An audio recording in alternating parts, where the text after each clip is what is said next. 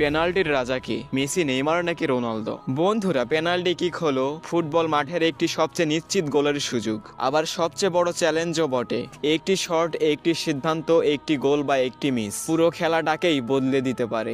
বন্ধুরা, আজ আমরা বিশ্লেষণ করব তিনজন কিংবদন্তি ফুটবলারের প্লান্টি record, Lionel Messi, Neymar Junior এবং ক্রিস্টিয়ানো রোনালদো। তাদের মধ্যে কে সত্যিকারের পেনাল্টির রাজা? চলুন দেখে নেওয়া যাক।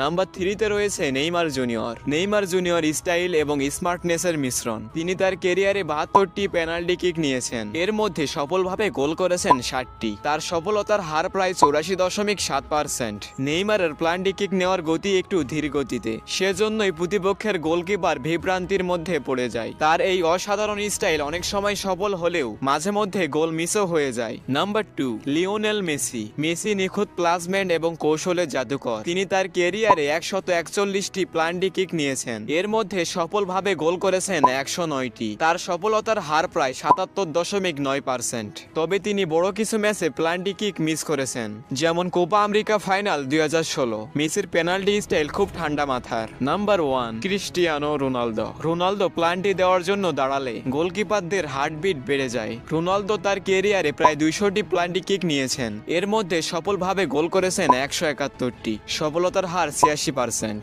বড় ম্যাচগুলোতে যেমন চ্যাম্পিয়ন লিগ, ইউরো বা বিশ্বকাপে তার প্লান্টির রেকর্ড অসাধারণ এবং চাপ সামলানোর ক্ষমতা তাকে প্লান্টির কিং বানিয়েছে।